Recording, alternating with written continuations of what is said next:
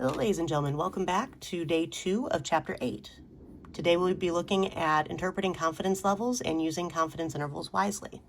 By the end of this lesson, you will be able to interpret a confidence level in context, describe how the sample size and confidence level affect the margin of error, and explain how practical issues like non-response, undercoverage, and response bias can affect the interpretation of a confidence interval. At the end of this lesson, I would like you to try this assignment. Let's begin. We are on 8.1, day 2, confidence intervals basics. And you can read much of the following information on pages 542 to 548 in your textbook. Again, we are using the updated 6th edition of the Practice of Statistics. So let's start with, how do you interpret a confidence level? In other words, what does it mean to be 95% confident? So to interpret a confidence level C, we would say if we were to select many random samples of the same size from the same population and construct a C% confidence interval using each sample, about C% of intervals would capture and then identify a parameter in context, so the true proportion of whatever we are looking at. Now, it is important to note that whenever you're talking about from the same population, actually identify what that population is. So, for example, if we were to take many samples of the same size from the same population and construct a 95% confidence interval from each sample, about 95% of the intervals will capture the true proportion, mean, whatever we're actually talking about. Now, don't forget about this AP exam tip. On a given problem, you may be asked to interpret the confidence interval, the confidence level, or both. Make sure that you understand the difference. The confidence interval gives the set of plausible values for the parameter, and the confidence level describes the overall capture rate of the method. Right? Interpreting confidence level is different from interpreting confidence interval. Levels can be interpreted before data is collected, but not the intervals. Also, interpretations of confidence level do not include the endpoints of a particular interval. All right, so if we were to interpret the confidence level for the spoiler alert example from yesterday, let's refresh our memories. The spoiler alert example was what proportion of American adults think it is okay to post spoilers about a new movie on social media within 48 hours of its release. And it stated, according to a Morning Consult poll from October of 2020, a 95% confidence interval for the proportion of American adults who think it is okay is 0.34 to 0.38. So if we were to interpret what this 95% confidence level actually means, if we were to take many samples of the same size from the same population, if we were to take many samples of the same size from the population of American adults, remember, their confidence interval is for the proportion of American adults. That's who they polled. That means that's our population. So if we were to take many samples of the same size from the population of American adults and construct a 95% confidence interval using each sample, about 95% of the intervals would capture the true proportion of all American adults who think it is okay to post spoilers about a new movie on social media within 48 hours of release. All right. Remember, the words true and the all in front of American adults is making sure that we know that this proportion is that we're referring to is the population proportion, not sample proportions. All right. This is how you use this sentence frame. All right, so the sentence frame up here. Now, does the confidence interval tell us the probability that a particular interval includes the parameter? No, this is not talking about probability. A particular interval either includes the parameter or does not include the parameter, and a particular interval doesn't include the parameter 95% of the time. All right. Please see the caution on page 544 for more information on this. But essentially, once a sample has been taken, the result of the event has already been determined. If I flip a coin, it's already either heads or tails. So the result of that particular coin flip has already been determined. It either succeeded or it didn't. There is no 50-50 chance. Once you've actually gathered your data, the interval that you calculate using that data is either going to be successful or not. There is no in between. But if you look at every single interval that could possibly be calculated from every single sample that could possibly be taken, that's what that 95% would actually refer to. That's the overall success rate. The success rate of a single interval, which is what we mean by particular interval, once that sample has been taken, the result of that event has already been determined. It's either successful or not, which means the probability of success was either 0 or 1. It's already happened. All right, so do not use probability language when you're interpreting confidence level. Be very careful with that, please. And would we prefer to have a small or large margin of error? Now remember, the margin of error is what we're adding and subtracting from our point estimate to come up with our interval. All right, now, how can we reduce the margin of error in a confidence interval, and are there any drawbacks to these actions? All right, so in general, we prefer an estimate with a small margin of error.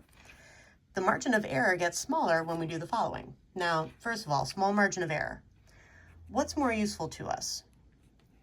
Estimated temperatures that have a very wide range or a very narrow range? I'd prefer to know approximately what temperature I'm supposed to dress for. That's what we mean by small margin of error. The Garfield cartoon that we had in our first lesson, this person was always right. The temperature would be between 40 below zero and 200 above, but this interval is so wide it's not really useful. The margin of error is huge on this interval because that interval is so wide.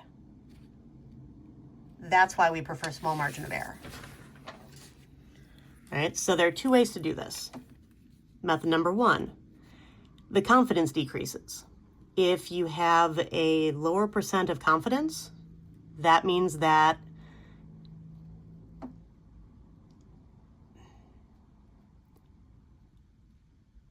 basically you are looking at point estimates or hoping that you have point estimates that are closer to p-hat than the others.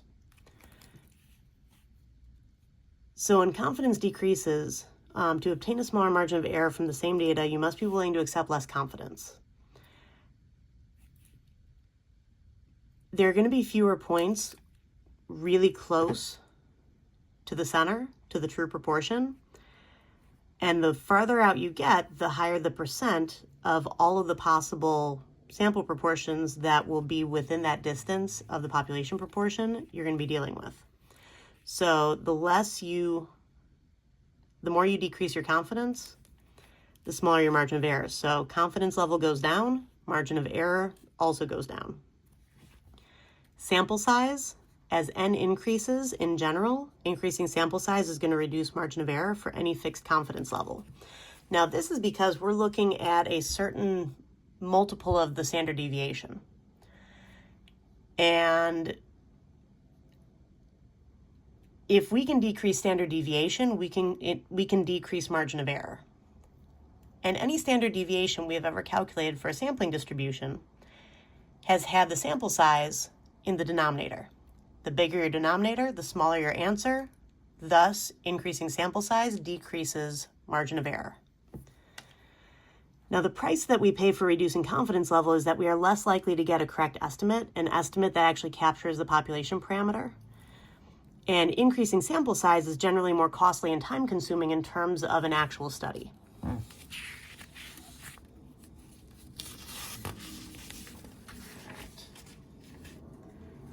So continuing on, what is the more general formula for a confidence interval, and what is the critical value?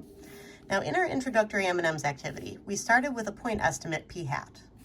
Then we added and subtracted 2 standard deviations to get the interval of plausible values for the true proportion of M&Ms of the color of our choice.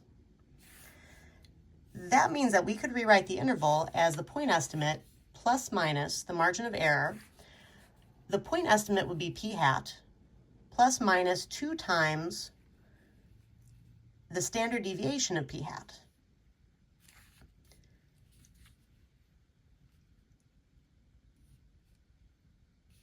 the standard deviation of p hat, we are estimating, so we have to use p hat instead of p in our estimate. So we're taking p hat plus minus 2 times the square root of p hat times 1 minus p hat over n. All right, now this kind of leads us to a more general formula for the confidence interval.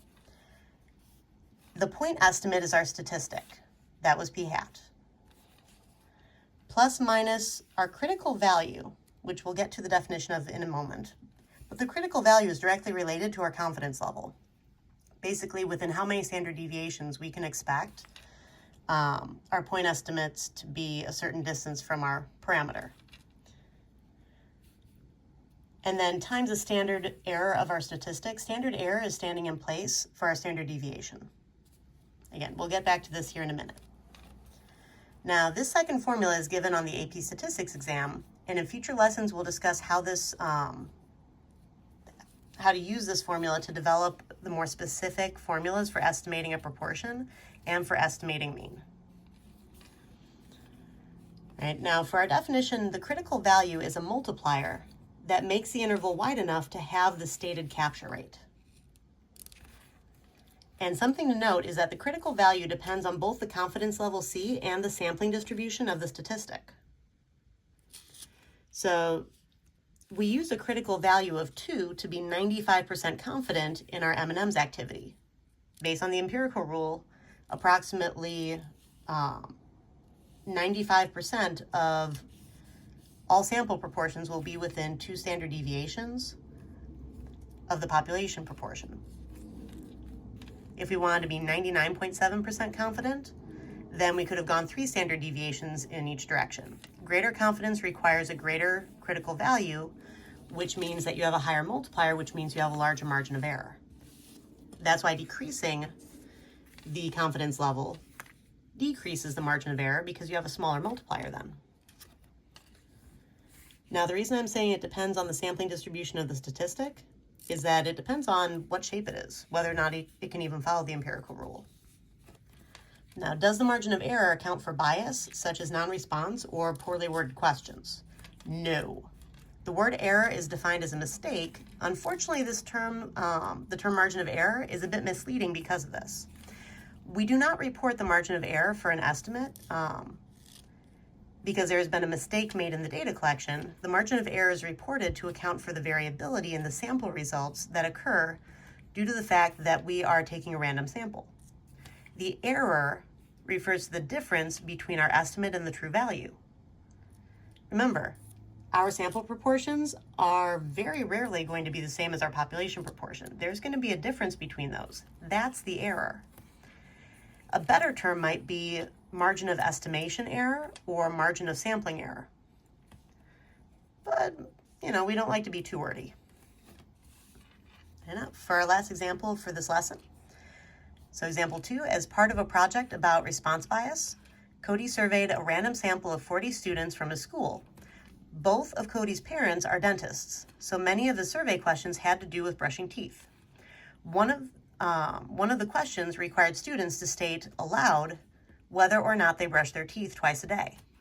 Based on the responses, Cody said that he was 90% confident that the interval from 0.79 to 0.96 captures the true proportion of all students at the school who brush their teeth twice a day.